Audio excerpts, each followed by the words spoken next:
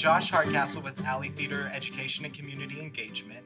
I'm joined by Sanggu Jikam, who is the playwright of Sinking Ink.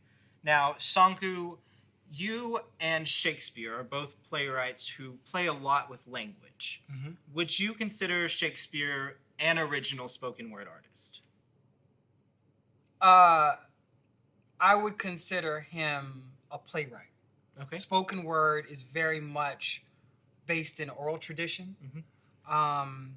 So I would consider, for instance, people who are griots, who had to memorize the stories and use music to then retransmit them, and would only teach other upcoming griots the spoken word artists.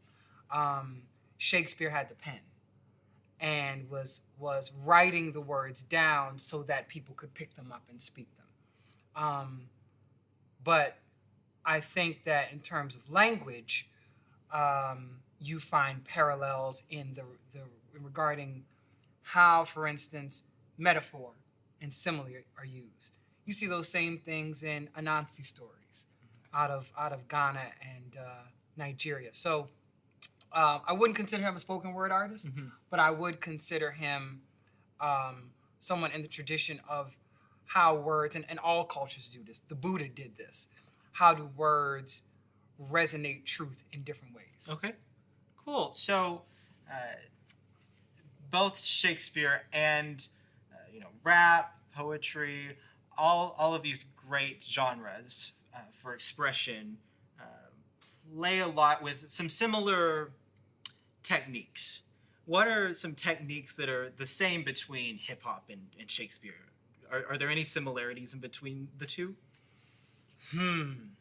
I would have to say that you will find lengthy storytelling to prove a point in both. Now, lengthy storytelling is something that we find amongst human beings, period, just because we like to also infuse our perspective on the story. So what happened at work today or what happened at school today is, first let me tell you what happened. And then there's this long train that gets to the point of, and that's why I feel this way. You find those two things together.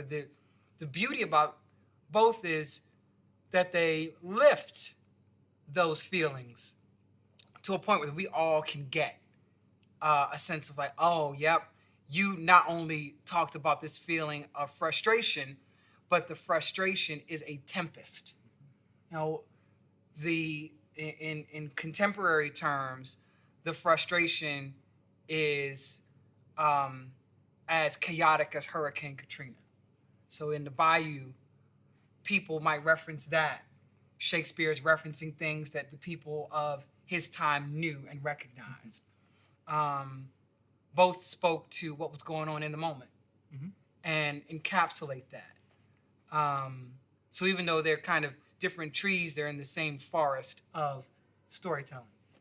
And we have a really special offering later this season in the spring of 2017 to take a look at what's going on right now and to give students a stage for expressing their feelings about that. And it's called Breaking Shakespeare, the Bards Slam. And at this event, students will be able to perform works inspired by Shakespeare. They can write original monologues or slam poems or even perform rap, hip hop. Any of the elements of hip hop really are all welcome at this event, any of the four. And at this event, students will be able to showcase the universal themes that are in Shakespeare's works and how they can be seen today. If you were to participate in this event, in Breaking Shakespeare, the Bard Slam, what would interest you about it?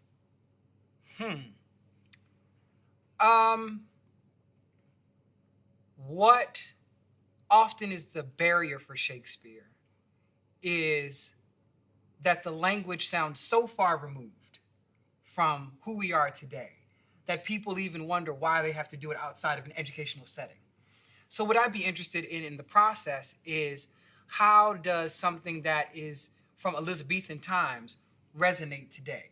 It's often said it's universal, but rarely do adaptations seek out the universality. We just assume universal.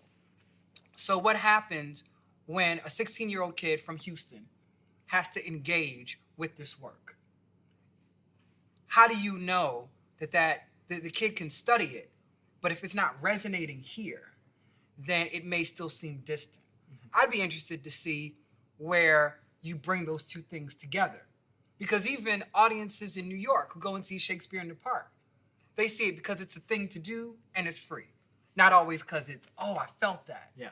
So Shakespeare is powerful when people extract the fundamental truths and then say, and the language is simply the way in which it's given a little bit of beauty. How can we then do the same thing with the language that we know so that it is a beautiful truth, even if it hurts? And then people will have a greater resonance with Shakespeare and a greater resonance with why we study this so much. Yeah. That's the power that I would look for from a Bard slam, and to see these young people bring that to life. Fantastic. Thank you so much. Thank you. We hope you can all join us in the spring of 2017 for the Bard Slam at the Alley Theater.